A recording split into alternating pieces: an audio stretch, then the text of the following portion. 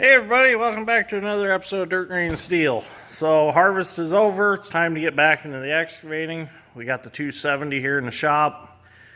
I know we talked about this a couple weeks ago. We were busy with harvest, but this hoe needs the hydraulic hoses replaced that run the one track motor on this side.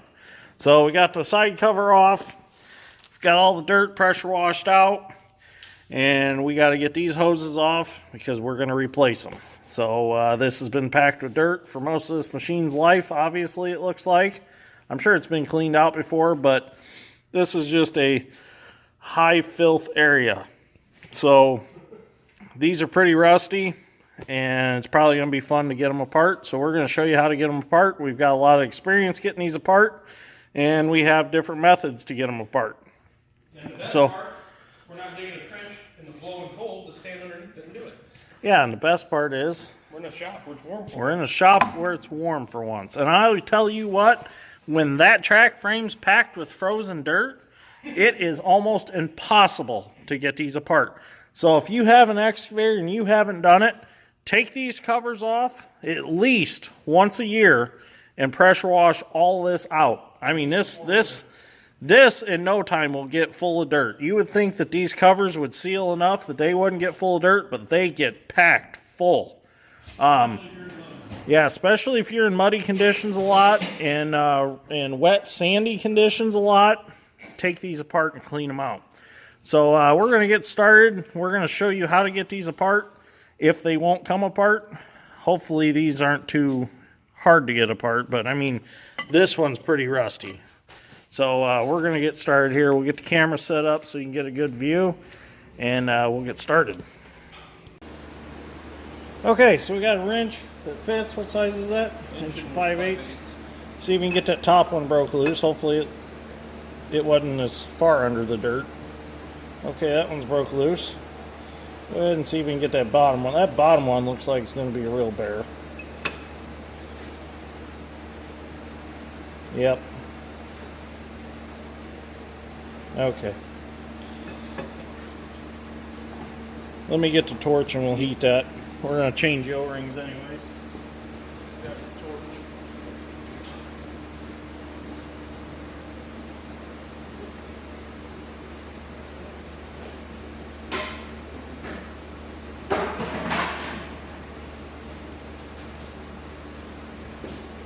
Might need to get the air hammer to move around a little bit. That's good.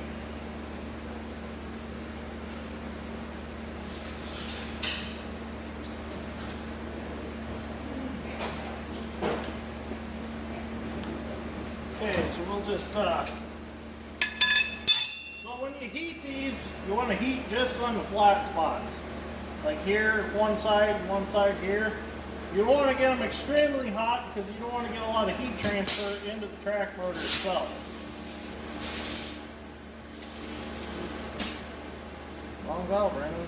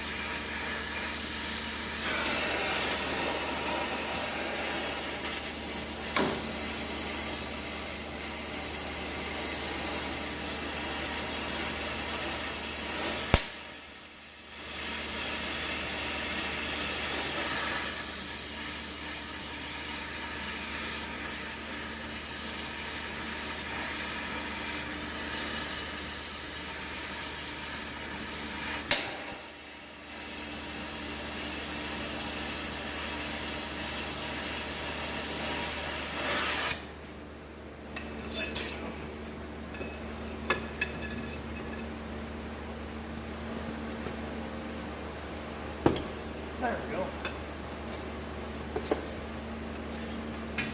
Well, the nuts loose. It's not. The problem now is it's turning on. It's not turning on the hose. So now we might need air.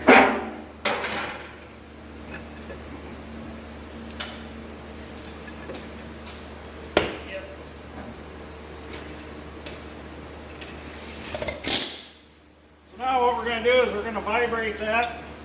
There, keep pressure on this.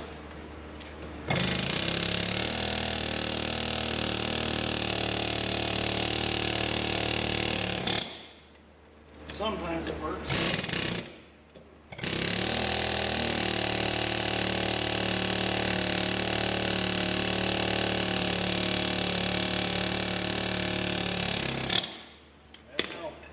Once you get them leaking a little oil, then you know you got them. Get that can over there.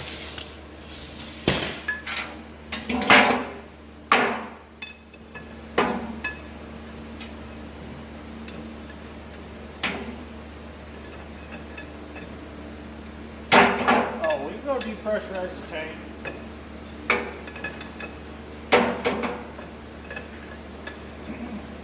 Anytime you work on an excavator on the hydraulic system, before you take a hose off, the hose isn't blown out and it's just seeping oil and it's a leak under pressure. You should always go up to your hydraulic reservoir and bleed the pressure off the hydraulic reservoir. Which really, you should check it anyways before you even start.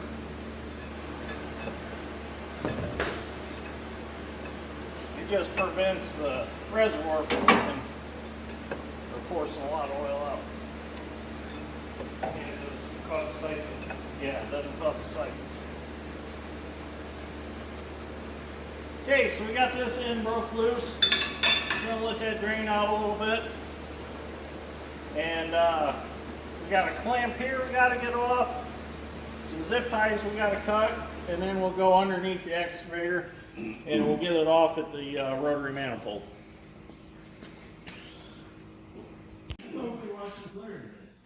Okay, so we're under the excavator now. We got to dig all this out so we can get to them hoses. It didn't end up getting pressure washed out. So, which it's tough to pressure wash under these because you get soaking wet. Some hard dirt under here.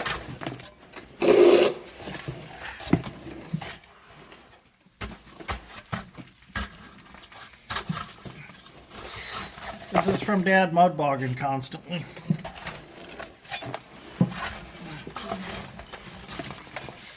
This is actually the hose Dad runs the most.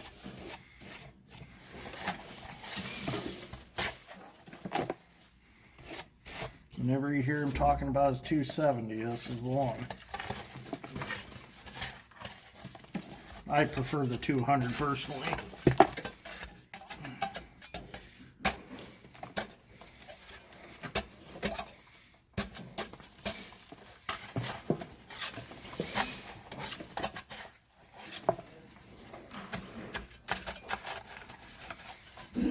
Okay, so we got them about dug out here. And they're actually blowed out. One of them's blowed out somewhere here in the dirt. But we're going to replace them both. So I'd rather do it now than have to come back later and do it. A lot of dirt up in there.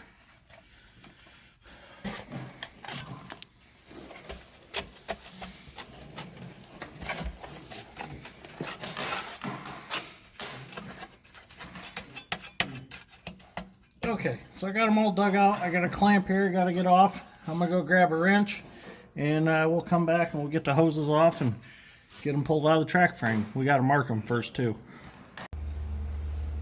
Okay, so now we're going to take our hoses off up here. We got our clamp off out of the way.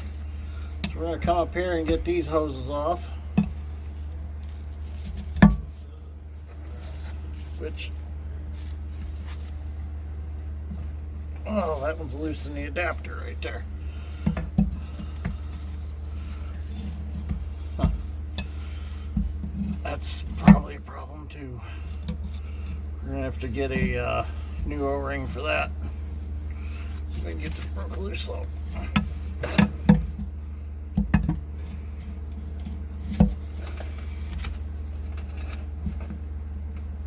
I'm gonna have to go find another wrench. I'm gonna have to hold that adapter pretty solid. Okay, so now we got the right wrench. We can get these loosened up. That one's fairly loose. Just this first hose loosened up. Hopefully the oil drained out of it down to the track motor and it's out of oil. It's empty. But I doubt it. There's probably still oil up there in the rotary manifold.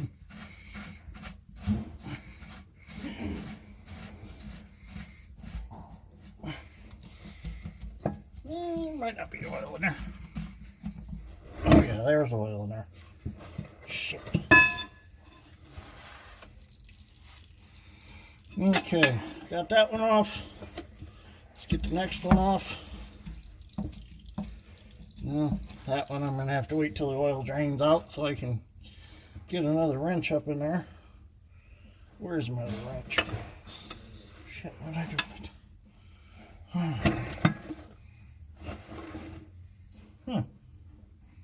I just had that second wrench. Now where'd it go? Oh, here it is. Under my creeper, of course.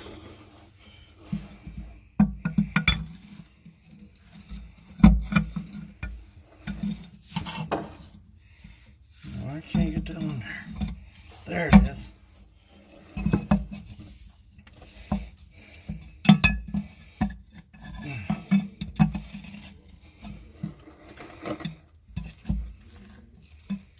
Move this hose out of the way so it's out of the view of the camera.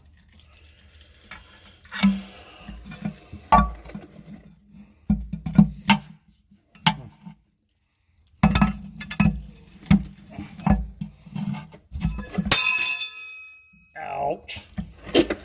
Yeah, I'm fine. It just brushed my forehead. Okay, so we're going to finish getting this other hose off. Okay, so we got the hoses off underneath. That wasn't very much fun. I think it was harder to get them off underneath than it was to get these off out here. And those were nice and clean. But whoever put these hoses on this machine at one time must have held onto the wrench and picked themselves up and down and jerked and everything else, because they were super tight. That's crazy tight. So now what I've done, so I got some red zip ties, and I'm going to mark the ends of at least one hose to know where it goes. So I'm going to go underneath and I'm going to do red zip ties on the opposite end of this top hose, which I can tell which one it is when I get under there. So I need to make sure I know where this hose goes on the rotary manifold. So as long as I mark one, the other one can only go in one spot. So I'm going to go ahead and crawl under and get that marked out. Okay, so we got our hoses marked under here. The top port, I put the red zip tie on. This hose goes on the top port. So this one right here doesn't need to be marked. There's only two hoses. So now we can pull these out if we can get them out. See if we can get them moving a little bit here. Still got oil in them.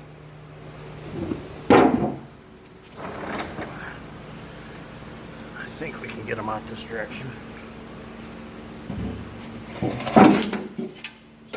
Oil all over the floor. There's still dirt in that track frame. Might have to take them back the other way. There we go. Now it'll come out. Well, this one, we still got to take it off the bottom.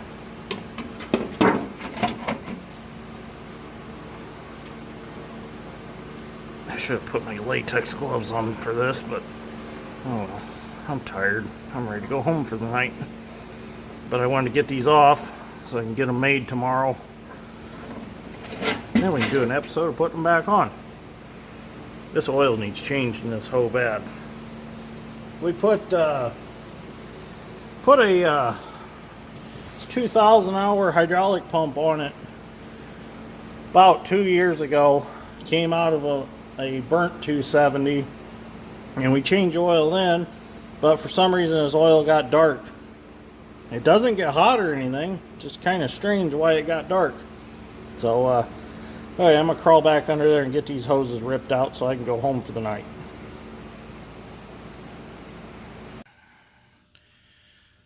I got the hoses pulled out. Here they are I just washed my hands. I don't touch them too much, but you can see they're pretty bad off. So tomorrow morning, before I go get these made, I'm going to go ahead and take the 2 brake hoses off. The brake hose and the K-strain hose, because inside the track frame, they're pretty bad. There's a couple of rough spots on them. But I don't want to take these off tonight because the K-strain will keep bleeding oil. So I'll just do that one in the morning, which doesn't take much. Take it off here and then up on the rotary manifold. And then this little one here. One's the brake line. I believe, let's see, I can't quite remember. This one I believe is the K-strain and this one's the brake line. So in order to get the brake to release in this track motor, this has to pressurize, releases the brake, and then the track motor can move. And then the K-strain just allows for excess oil that bypasses through the pistons in the motor. It allows that oil to free flow back into the tank, so it's not blowing the pump or the motor seal out and pressurizing the final drive with oil. So I said the Tim hoses were a little tight. I did break the one loose off camera and then on camera finished loosening it up. So that's why it looked like it come loose so easy, but actually I broke it loose off camera. So little camera magic, I guess. So because it was kind of a struggle to get it broke loose, I literally had to roll out from under the excavator, stick my foot up in there, and hold onto the track frame and push with my foot to get it broke loose. So it was pretty rough. So anyways, if you like this episode of Dirt Grain Steel, give me a like and subscribe. I'd greatly appreciate it. When we get the new hoses, we'll get her all put back together, show you the going back together process, and get this out of the shop. And the next thing it's going to go do is it's going to scrape off topsoil for a horizontal well. We got to dig, from what I heard, we got to dig about 1,200 foot, take the topsoil off, pile it to the side. They're going to come in with the horizontal well machine, put the well in, and then we'll have to take the dozer and the hoe and put the topsoil back over. With this 10-foot ditch bucket, makes it pretty quick for stripping the topsoil off. And it's easier than using a dozer and less track wear. So we just sit and dig, keep going backwards, throwing the dirt to the right side, making a nice windrow, come back with the dozer, push it back shut, grade it off, and it's good to go again. So anyways, we'll do some video on that when we get to that point. So anyways, I will see you guys all later.